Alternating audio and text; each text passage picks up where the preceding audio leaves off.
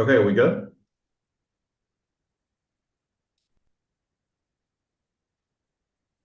All right, well, welcome. Are Not we not yet. I'm sorry. We're almost okay? there. I'm sorry.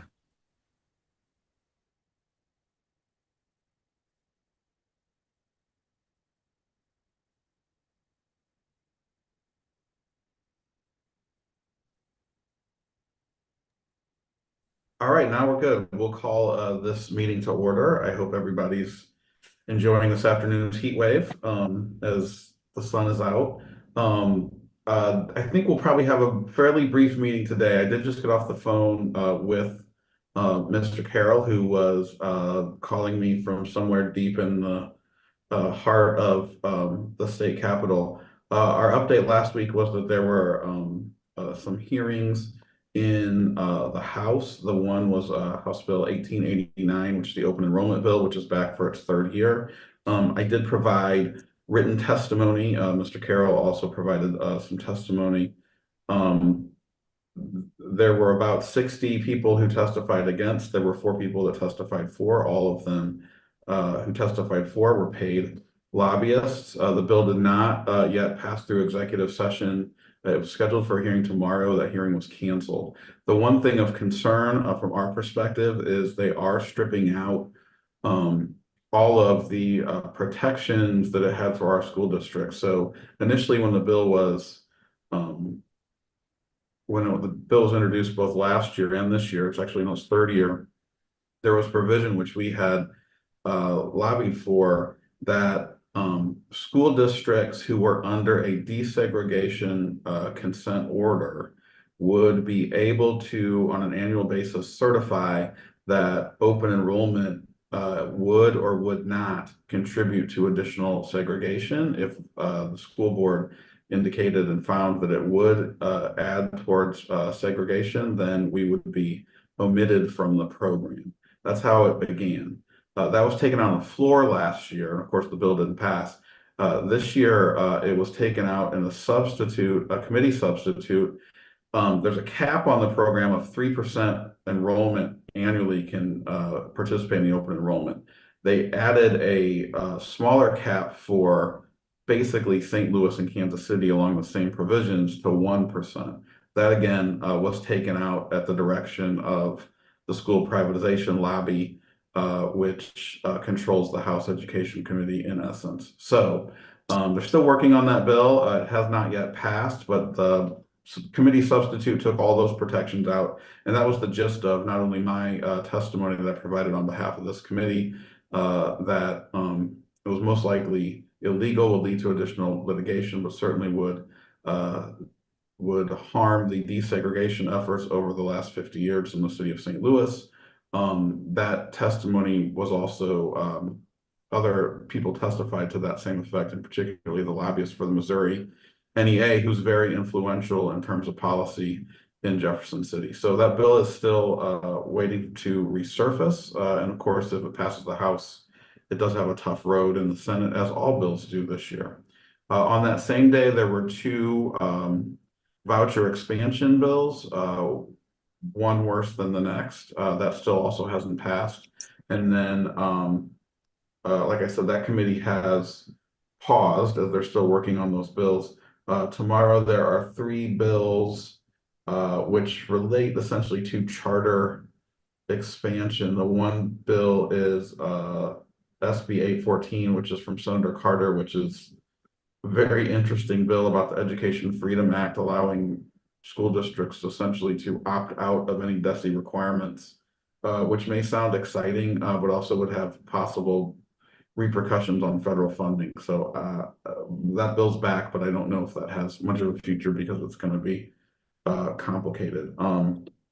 There's one other bill that I wanted to bring to this committee's attention, and I want to ask for some help on because I think we may want to run the numbers on this, and that is um, House Bill 2184. It's sponsored by Representative Hafner. And it does, again, talk about changes to APR. A simple reading of it, it does seem to require added points, an added emphasis on the point structure for growth. So I did want to ask this committee if we can assign that to maybe, I don't know, someone in Ms. Van Oy's department or someone else to just kind of look through it and maybe run the numbers. And I talked to Steve, he said that could be helpful. We're not sure what the future of it is, but again, it has been back around. And I did talk to our colleagues in Kansas City where this bill actually originated, and which brought it to my attention. So that's House Bill 2194. So if I can get some direction on who to send that to, Dr. Scarlett, Dr. Borshade, Dr. Crapo. And like I said, I don't think it's urgent at this point, but it would be an interesting exercise. So that's the update from Mr. Carroll and what we've done. Are there any questions about that? No, in terms of the House Bill 2184, that can be something that the academic team can work on, which includes Chief Van Noy. Okay. I will email a copy of that to you, Dr. Borshade, and you can pass it around. And again, I said it's not urgent, and hope it may be something really simple that you could look at and say, "Wow, this sounds great," or it may require more work. I just don't know. It's just intriguing to me, and like I said, it has been kind of passed around. It's going to get hung up in election year politics, I think, in the Senate, because of who the sponsor is and who he's running for and against. But it does have the support of a lot of the school choice lobbyists. And like I said, it may not actually be horrible. I don't know. But it would be nice just to be ready to weigh in if necessary. Okay, will do. Thank you. Thank you. I had a question about that one. Just Yes. just the clarification around, you said an added emphasis on growth. Could you say more about that? Just kind of spell it out a little bit for us. So as I read it, the title is Modifies Provisions Governing School Performance Measures. It appears to be directing DESE to change how they calculate APR. And rather than just, and as they've added the growth measures, it seems like it's going to be, wants to give more points towards growth measures, less points towards map testing results.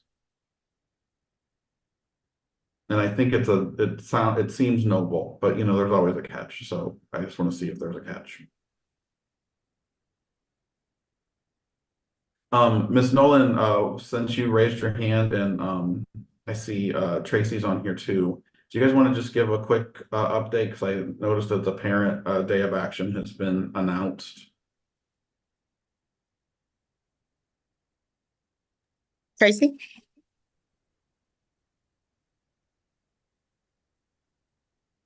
I see her still photo, but I don't know. Okay, I can go ahead.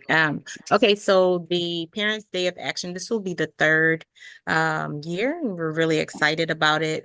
Scheduled for Tuesday, February 20th. And we have submitted all of our information for just getting information on buses and scheduling all of those things, buses and our coordinated efforts around shirts and things like that. We have a parent who is working with us and doing some design of materials. So we have all of those things in place. And we will be working closely with the legislative committee here to kind of really hone in on those bills that we need to be ready to talk about.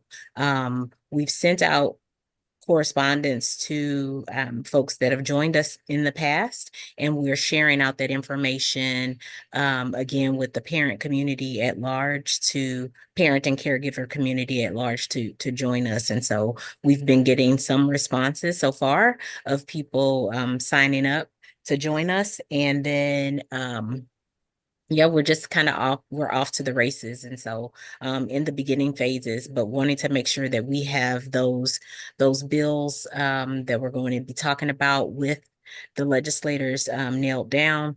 We will have a training for our parents on the 15th. I think that that would be in lieu of the regularly scheduled PAC meeting. And then we'll have, so that'll be the evening, Thursday, February 15th. And then we will have a daytime meeting on the 16th to catch those who have a different schedule and might need a different time to meet. And so we will lay out just kind of our game plan, and then talk about, strategies and speaking with legislators and how to navigate the Capitol once we get there. And so we have a lot of moving parts, but we have all of the materials and things that we need to make this a success. We're building on the last 2 years that we've gone. So pretty excited about that.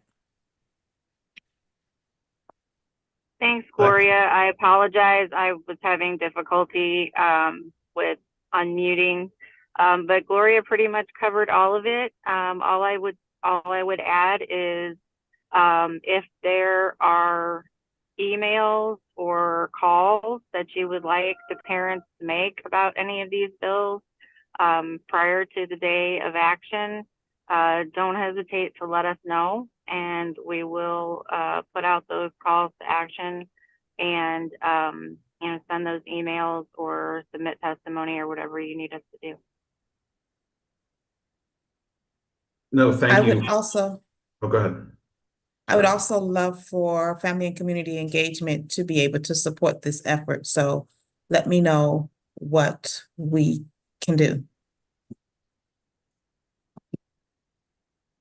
And also, I would just like to, I guess, understand if there's any needs for buses or any type of budgetary anything. So to have that planned out before the trip. We can connect with Ms. Nolan, and I have been working on that piece, Chief Banks, but we can connect with you offline about that. Thank you so much. I'm really excited for all of these pieces to come together. Me too. And Tracy, thanks for bringing up the ability of the PAC to support any sort of written testimony or in-person testimony if it comes to that. I did talk to, and actually that's why we ended up just even submitting written testimony last week, just because it's such a different year and a different bill. To some extent, it was just as a matter of making a record of, and so written testimony was the best way to do that. As we've done in the past, Mr. Carroll said it's probably going to be the most helpful to activate parents later on in the session when it gets down to voting time, as a lot of the issue, there's so many education bills going forward. I doubt even people on the committees hearing them are paying that close of attention to what they're passing. And so when push comes to shove, I think he'll give us the nod, and so I'll reach out to you. And I know it's always good to try to have it as planned out as possible, but it's like snow days. It's also very impossible to have it planned out as possible. So we can have a good plan and then execute at the last minute. But we've done this before. But thank you for reminding me about that. I'll also come up with kind of a list of the things that we think at this point we're going to possibly be called into action on. But it's also still a little early, but we can talk about that some more. I did just want to bring up one more thing while we're talking about the day of action, especially to this group. In addition to that, there's another opportunity for MSBA's Advocacy Day. They have returned it to kind of the way it used to be, I think, which is in person. Last year they did it virtually, and I'm glad they're going back in person. I'll have more details on that later, but what they used to do was in the morning, MSBA would actually have a session or two about not only going on their priorities, but they would invite a group of elected officials along, usually with the commissioner of education, to sit down at a round table. And it was a really great opportunity to hear them just specifically talk to a group of public school board members and administrators. So when we get more details on that, I'll forward that to this committee if anybody wants to join us. I'm going to try to attend. And also in the previous, I'll bring this to your attention, Dr. Scarlett. I think you're on this email, but they do have a student showcase in the rotunda. And previously, I think it was the Learn and Earn program, as well as some other CTE programs. They were, I guess, very much impressed by Kansas City. And the Sumner Living Museum study, that was on their request. So we can talk about that some more. But I think if you talk to Dr. Henning, it was always a good opportunity for those students. I mean, they just sit in the rotunda with other schools, and legislators came around. I know the governor always actually went out of his way to talk to each and every one of those kids, and so it was kind of a cool opportunity. So we'll keep that on the books as well. Any questions before we get into the subcommittee reports?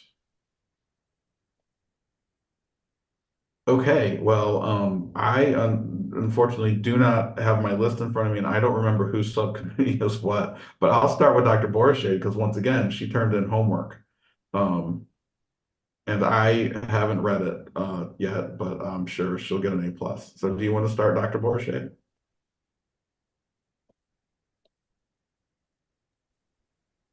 Okay, let me pull up my notes. In the meantime, somebody else may want to go while I'm pulling up my notes.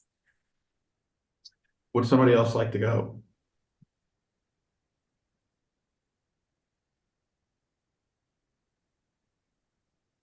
Okay. So we had a follow-up meeting. It was on January 3rd. And what we did was everyone had their specific topics. We are continuing to work on the SLPS charter school handbook. We're continuing to work on that. And Chief Banks, would you like to share out in terms of money?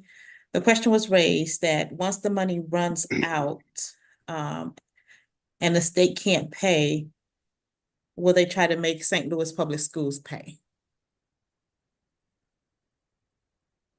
That was still a wondering that we had.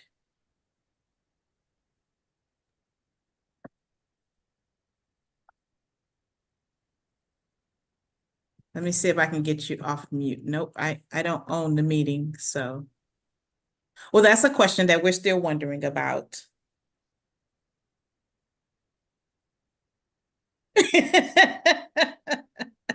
So do you mean when you say the money runs out, what do you mean?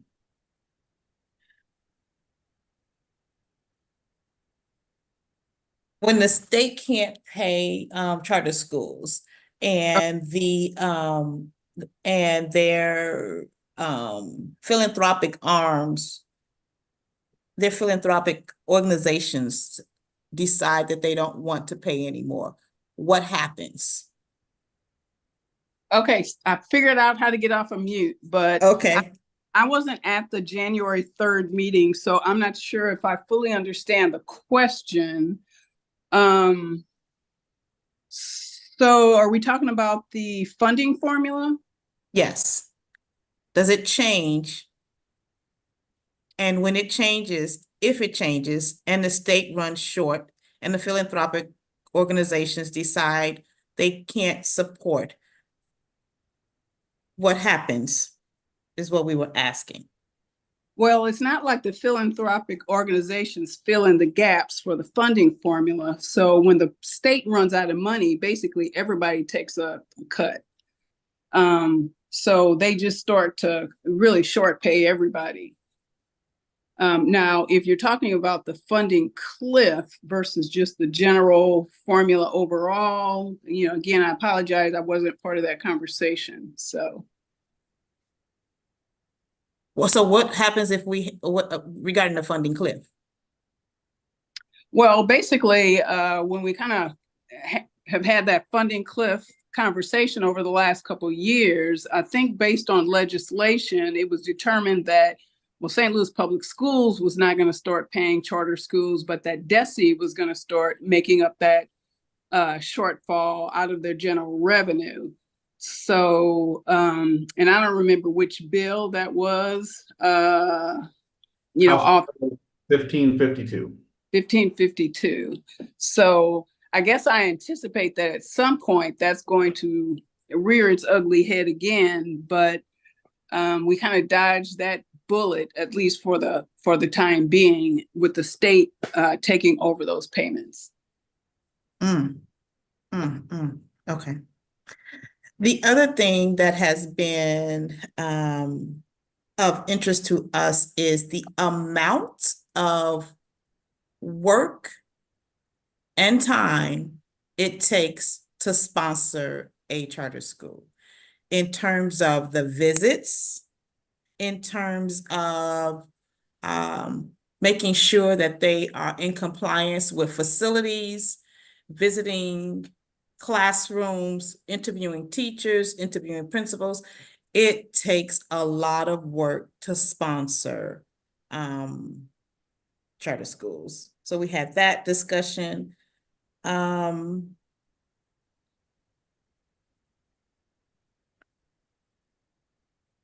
then the assurances that they ask us to monitor.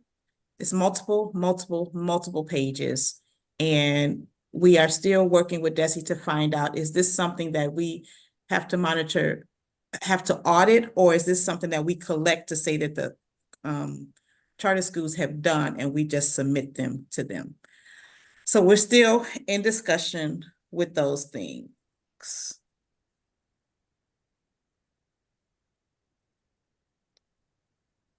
And that'll sum up, I'll stop right there. That'll sum up what we're doing. We still have more meetings to do. Great. Thank you so much. The next committee, who would like to go next? I keep wanting to call on Queen Manal. I don't remember what committee the Queen is on, but she's not showing her face. I believe she's on the real estate committee. Oh, okay. And our real estate Sorry, I was meeting, having trouble unmuting and I hate that Zoom does that. I'm changing my name right now. Please excuse that. Oh my gosh. Please don't. Other committees, anybody else want to weigh in? And if you don't have anything to report, that's fine. real estate got, the committee meeting got rescheduled for next week because of last week's, but I'm sure we'll have an update next time. Okay. I think I'm sorry, Gloria, do you want to? Go ahead. Okay, Go we can have ahead. we have a brief special education update. Our team is also working to schedule our next meeting. I think one thing that I just want to share is that we will have a special education update from Director Candace Boyd at our next board meeting. And so I think that's just important to share because it's going to give a lot of context around the numbers in terms of where we are with staffing and what our budget actually looks like.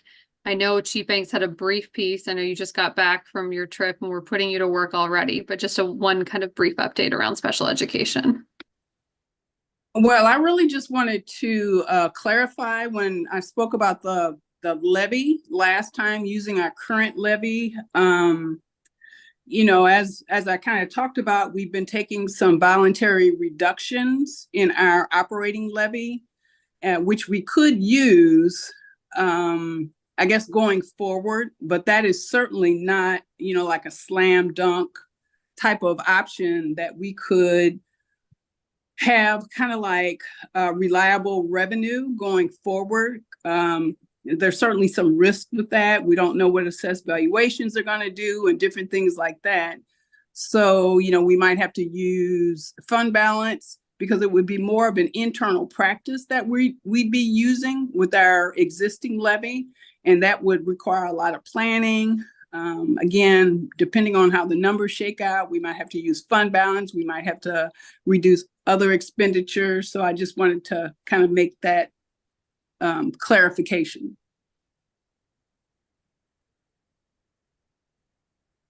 And just as Dr. Scarlett. I'm sure you were probably about to talk about special school district or something like that. Was I reading your mind? I was going to talk about, there are two bills that have been introduced. Senate Bill 965, which authorizes a sales tax for special education services in the city of St. Louis, and SB 966, which authorizes a property tax for special education services in the city of St. Louis. Those bills are introduced and on the books. We have not taken any further action, although it's my understanding it did garner some attention from some entities in the city of St. Louis, but it's there on the shelf. And what were those bills again? 965 and 966. All right, thank you.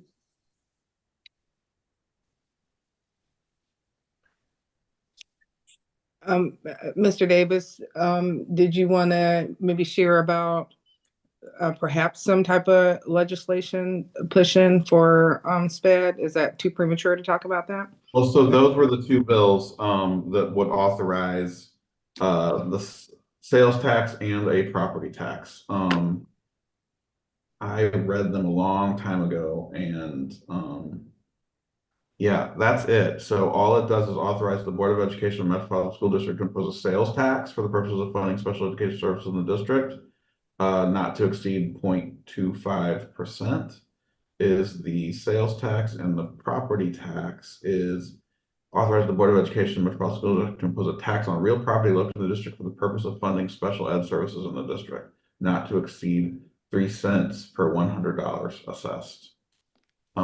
So those were the two bills. If you remember, based on our legislative meeting back in the summer, when did we have that?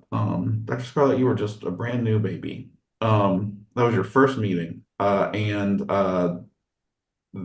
based out of that, it went to Senate Research, who came up and drew up those two bills based on what they think would be necessary in order to increase through a direct tax, either sales tax or property tax, solely dedicated towards special education. Both of those, as they're worded, seem to only indicate that they would be local effort dedicated to St. Louis public schools.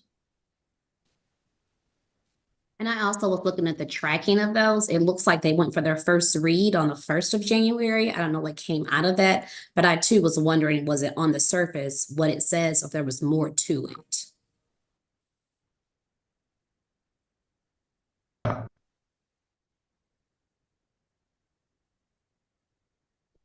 I would like to remind everyone that it's a $139,000 per pupil expenditure for the special school district, and roughly St. Louis is around 18,000. Just keep that in mind, and no one expects us to match that, but I think in whatever we come up with, it's going to speak to fairness, and we won't overburden the taxpayers. Thank you. Mr. Davis, was there anything from the legislature around SPED compliance for St. Louis Public Schools, and just sort of them paying attention to where we are with compliance? Well, so going back a couple years, there were bills introduced to enable St. Louis Public Schools to join the special school district, and the genesis being many things, but you know, in terms of recruiting teachers, in terms of compliance, in terms of stabilizing people moving out of the city with special ed students. I have had at least one representative inquire, threaten, promise that they wanted to bring that bill back in some state or form just to continue the conversation about this. So it's important. I'm kind of answering your question and kind of not, Dr. Scarlett. I think it's important that we keep on this work and come up with our own solution, because I don't know if we leave it untouched that we're not going to get a solution imposed upon us that we may not agree with.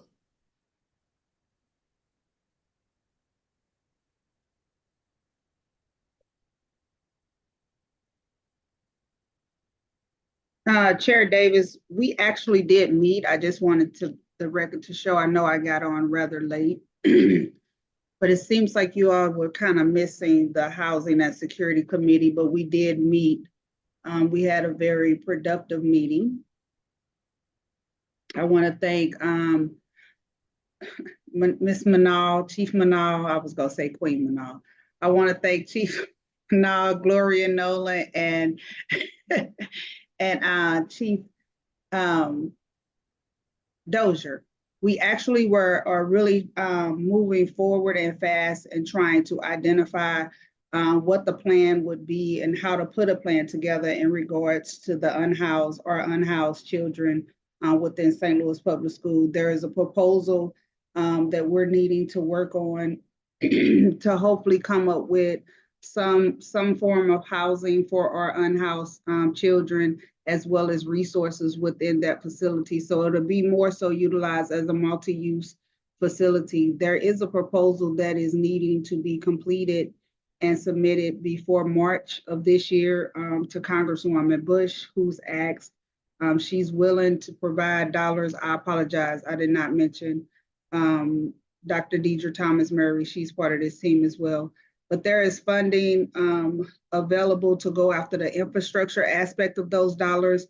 But other things that we're actually looking at is what level of social services and resources will be needed in these two facilities, and how will we go about ensuring funding and making sure we're meeting the needs of all, and who would our potential partners would be in a process of that magnitude.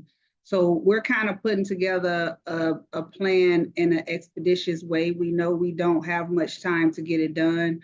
Our next meeting is coming within a week, and we look to bring more people with levels of expertise in those fields to the table to move forward with that discussion. Did I cover everything, team?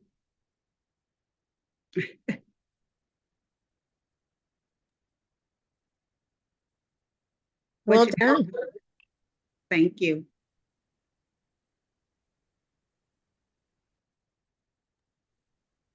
Your Royal Highness, Chief Alonsi, do you have your hand up, or were you waving? Sorry. She was clapping for my report. I was clapping for President Cousins. She covered all the bases. Excellent. Okay, I was looking up Dr. Borshade, your question. That bill has been passed around quite a bit. And so, I mean, that's one of the common bills that we see. SB 1006. I don't know what traction it has.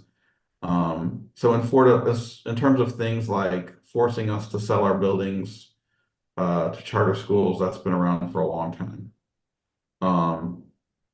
Giving them away has been one of them. It hasn't gotten very far. You know, this talks about the state accountability report card. That's a common national cut and paste, you know, school privatization effort. If you look at schools or states where where they've done that, it's been really quite disastrous for everybody. So this is kind of a hodgepodge. So those are the type of things that you'll see at the end of the session. Ideas out of bills like that get put into an omnibus, and that's where all the deal trading goes. And so people are going to have to give up something for something they feel strong about. But at this point, they're just introducing everything that the lobbyists bring to them in various forms. And again, a lot of these things are either recycled from, my gosh, the giving away to charter school provision is probably 10, 15 years old when there was a big real estate crunch. But now, I mean, there's empty charter school buildings all over town, just like there's empty public school buildings all over town. So that's not an issue. In fact, we got an email trying to get us to buy one that just closed last year. So, and it used to be our school many years ago. It's like the you can't make this stuff up. So, but that is a good example of a bill that is just kind of a hodgepodge of stuff. And so when we get down to the last weeks and they're trying to push these omnibus bills, you'll see stuff like this. Interestingly, the sponsor of this bill that you did, SB 1006, is would filibuster every education omnibus bill because he didn't believe in education omnibus bills. So that's the type of things that we have to look forward to in starting in April. Thank you for that clarification. Did I miss any subcommittees? Anybody else have anything else that they need to share on the work or need anything else from this committee to look into or discuss? The trauma subcommittee doesn't have anything to report right now. Do you guys need anything else or just your own free time? Maybe. Free time and possibly some contacts, a little bit of direction. We haven't been able to make much headway in as far as getting some other folks on the committee. Dr. Borshade, we talked about, I think, at our first meeting, and you kind of rattled off some names. Maybe do you want to, oh, there you go. You're reading my mind too. Rhonda Adams and Kiara Franklin. I don't know, who else is on your committee, Tracy? Dr. Charles. Okay, I think he said he had another meeting too. So Rhonda Adams and Kiara Franklin, if Okay. I can get you their emails or Dr. Charles can hook you up with their emails and Desiree Speed. So those are three names. Rhonda Adams, Kiara Franklin, and Desiree Speed. Thank you. We'll help you get connected to help you out. Okay, anything else? Any other questions? Any other comments? I appreciate all of your work. This is all good stuff. We still have a bit of a slog going on, but I think this is helpful and useful. And we should be getting, one of these big scary emails from Mr. Carroll by the end of the week.